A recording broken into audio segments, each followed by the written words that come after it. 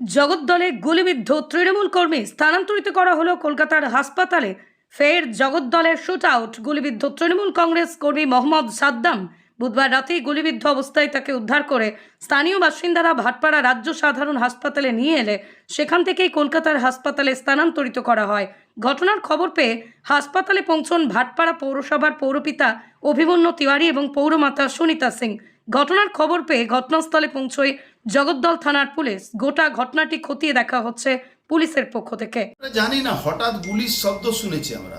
2 round 3 round এদিক থেকে আওয়াজ পেলাম, তারপরে নিচে নামলো, মেঘনা গেটে ঝামেলা হচ্ছে। আমরা যাচ্ছি, থামাধাম আমাদের দিকে ফায়ারিং শুরু করলো। তখন আমরা তাড়া করলাম, পালালো। একটা ছেলে পালাতে গিয়ে পড়ে গেছিল। আচ্ছা, ওদের মাঝে পুলিশ ওখানে সামনে দাঁড়িয়ে থেকে সব চালাচ্ছে। গুলি চলছে, পুলিশের সামনে গুলি চালাচ্ছে। আমরা যাওয়ার পরে পালাতে তারপরে গুলি চালাচ্ছে। আপনাকে কি লক্ষ্য করে একবার কি এরকম? আমি জানি না, 2টো গুলি এখানে চলেছে। আমরা যখন নিচে নেমেছি, তারপরে ওদিকে বললো এদিকে হচ্ছে, ওদিকে গেছে, ধামাধাম 5-7 রাউন্ড গুলি চলেছে।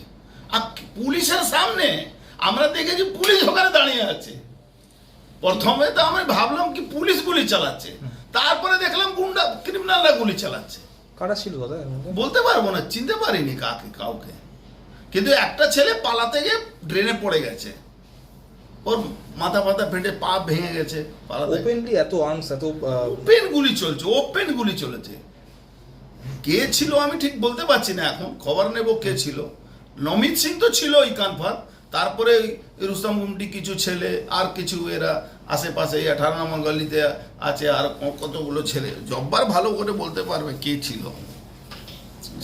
আমি তো এদেরকে চিনিও না, কি মুশকিল হয়ে গেছে। নমিত সিংকে দেখেছি, ওই গুলি চালাচ্ছিল। 5 রাউন্ড মতো গুলি ছিল। 5 রাউন্ড মতন গুলি ছিল।